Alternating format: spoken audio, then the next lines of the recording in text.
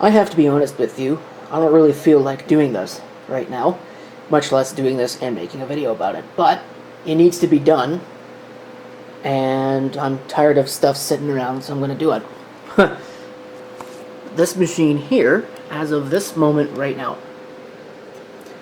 you see, it has got an R5 4500 6-core CPU, 12 threads, decent, 64 gigs of RAM, decent little machine, but this is a virtual machine host, and core count is important. And I'm not even going to get into the argument that I'm sure people are going to get into with me in the comments about whether or not Intel is any better than this for this application. I don't really care. I've had this board sitting here for, it's probably been half a year now. Nothing like that getting things done spirit, but this has been sitting around. I've been waiting to buy a processor, really haven't had the money to buy a processor. But my date of birth came up recently, and this is what I ended up getting for myself. I mean, I didn't pay for it, obviously. I wouldn't have. This is expensive. But it was on sale for a reasonable price.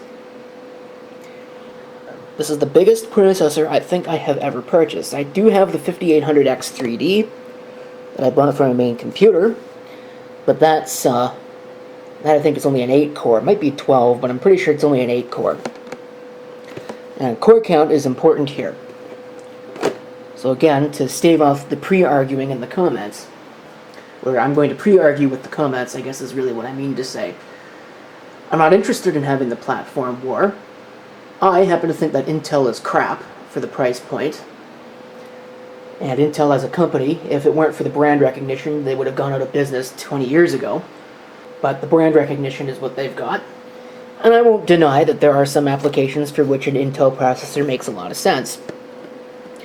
I was prepared to tell you that AI was one of them, but AMD has got some processors with NPUs on them now, so that might no longer be the case. But for the longest time, the AMD chips have been far and away better than what Intel has been offering. Unless you're really, really heavy into gaming, which I'm not. That's not the point here. If I want to get a 16-core processor from Intel, I would probably have to spend 3 times what I paid for all of this, including that. I do need a cooler, because this doesn't come with a cooler. 3 times what I paid for this, just on the processor alone. And that's just not competitive. So, anyway, we have the processor. I love these MSI B550 MVC boards because they have 8 SATA slots on them, 8 SATA ports. So at some point, yes, I will be expanding this to more drives so I can hopefully get rid of some of these external deals and move these external deals elsewhere to machines that could use them far more than this one. And a cooler, just because you need a cooler that can handle the 105 watt TDP that this chip puts out. Alright, so let's get this all unpackaged and set up. Alright, here's the motherboard. The B550 MVC Wi-Fi, as it stands. It's a nice board. You can see all the SATA. It has a second NVMe as well. It's awfully tempting to install the second NVMe, assuming that you can use it and all 8 SATA ports. I don't know. I'll have to read the manual, I guess, that they give you. And MSI is one of those companies that doesn't give you a CD anymore, but, I guess it's a sign of the times. Who has an optical drive these days anymore anyway? It does still have the one PS2 port, which is good. Although I was kind of hoping it had both, but it doesn't. Oh well. It's got the VGA, which I'm going to need, and also the flash BIOS functionality, which I might also need because I don't know if this thing comes out of the box with a BIOS that will support this chip. Because again, that's one of those bugaboos with these newer chips. Although, having said that, I have had some experiences on both sides of the fence recently where boards were running a BIOS revision that was not new enough to support the CPU, but it worked anyway, with some caveats. On the AMD side, I had some problems where the machine was unstable. On the Intel side, it was running it at turbo frequency all the time and possibly also overvolting it and causing it to overheat. So, again, these are the problems that you run into. I'm going to be reusing the RAM from the existing machine, so I'm not going to worry about that right now. And I'm going to leave these intact for right now because I think I need to in order to use the new cooler, because I think the cooler uses the standard AMD mount. Of course, you get your I/O shield, your Wi-Fi antennas that I'm not going to use, and some SATA cables. I kind of find it kind of surprising that they only give you 2 of them, even though this board's got 8 ports. I think they would have given you a few more. And some screws that I won't be using either. Although I might put 1 screw in here just so that it's there. I haven't decided yet. The one thing about AMD I've never really understood is that this is the same box that they put their basically everything in. At least they used to for the AM4. They've kind of smartened up a little bit for the AM5. But this is all that you really get, and the rest of it is just filled with this big giant plastic filler thing. It seems extraordinarily wasteful to me, especially in a society where we're supposed to be reducing our plastic use. But whatever. The chip's in there, and I realize that before I install that massive cooler, I should probably put the NVMe in place. So I will actually start assembling the cooler, but I'm going to wait before I install it. I'm going to install the NVMe and I guess the RAM at the same time, so I'll have to shut down the old box. Okay, so this straightforward installation isn't actually as straightforward as I thought it was going to be. Now, maybe it's straightforward for people that do this all the time, but I can't say that I install a lot of aftermarket coolers. I definitely have a preference, at least on the AMD side, for the stock cooler, because the stock cooler is nothing really wrong with. On the Intel side, it's a different story, but even the modern Intel coolers are okay. It's just I wish they would move away from those dumb plastic push pins and put an actual backplate on the thing. But irrespective of that, I thought that this was going to come with like a plate clip that would screw into the heatsink, but that's not the case.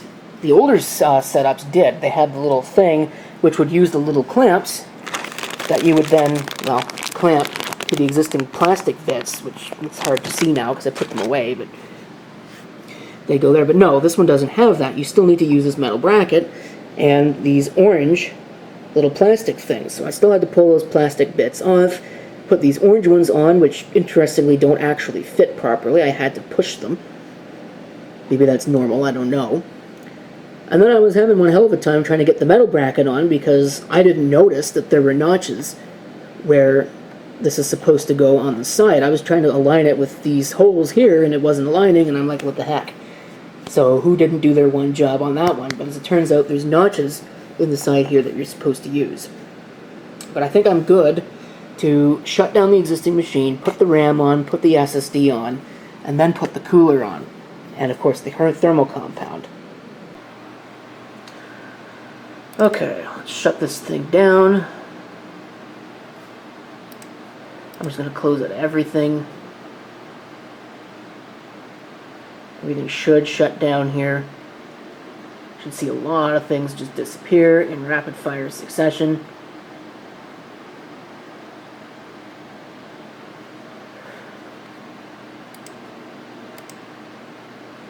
I don't know why this doesn't like to shut down on its own, but it doesn't.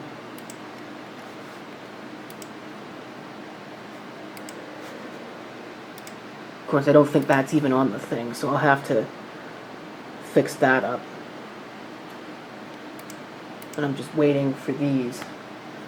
What about my light turned off over there? It's 9 o'clock.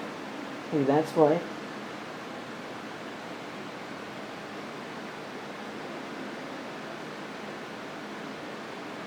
Interesting. Anyway, yeah, we're all shut down now. The amount of time it took for me to fix that.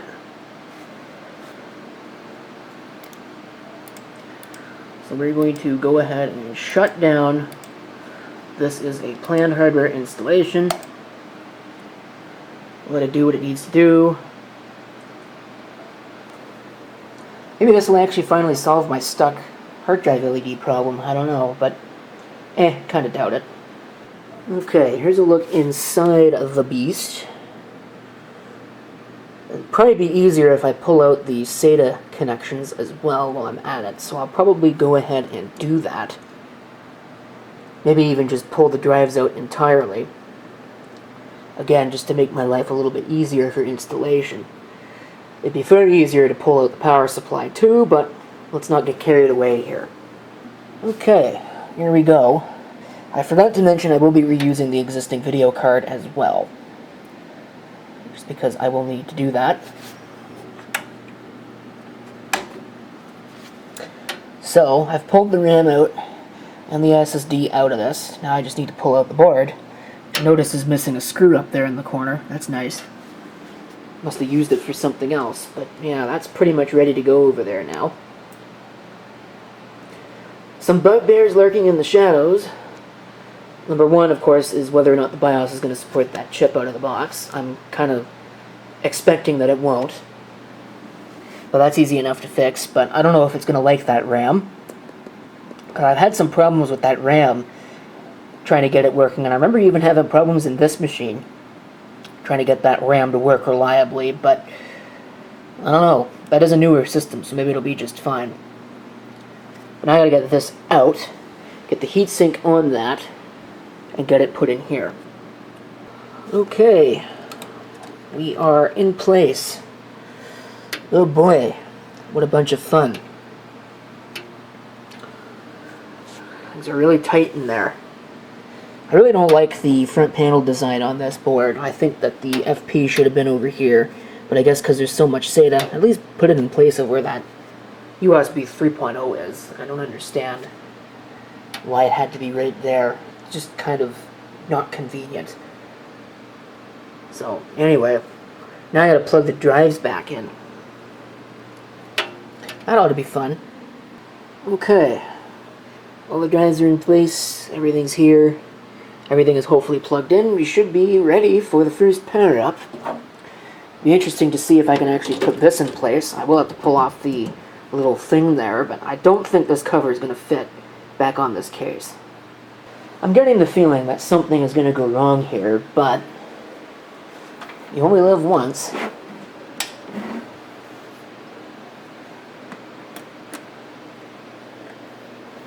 That's on.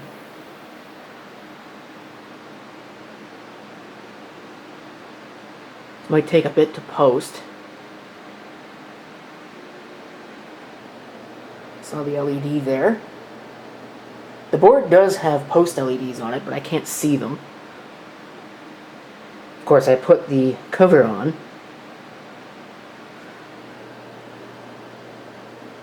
Did see the LED flash again.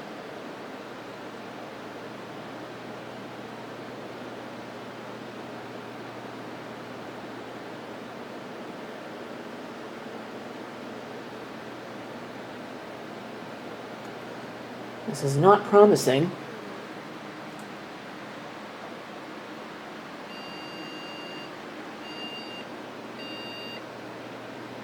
Video problem. Why am I not surprised? Put the cover on and we have problems. Okay, wow, okay, good news. It is working, but I had to change the stupid video card. I don't know why. There really wasn't any excuse for that. The mouse is even working too through the thing, the PS2 adapter that I forgot I had on this, because the old board also, I think, only had the one connector. Yeah, the old board only had one connector on it as well, so I was using the PS2 adapter on this. But now I gotta set this up.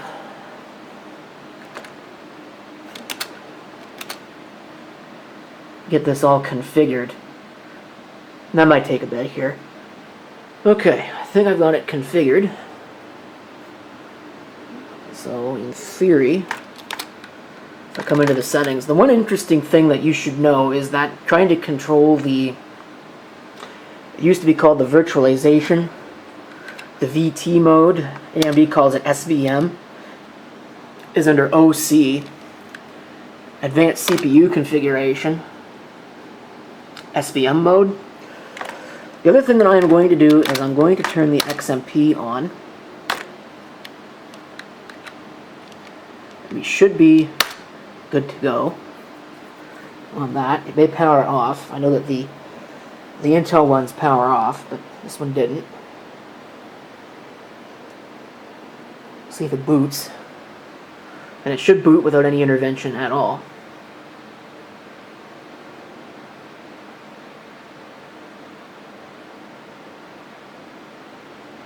There it comes. There's no beep. I think that's a setting in the BIOS. I might have to look into that at some point. That's taking a long time.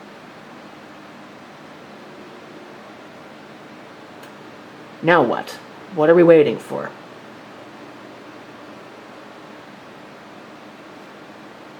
Here it comes. Pro Series.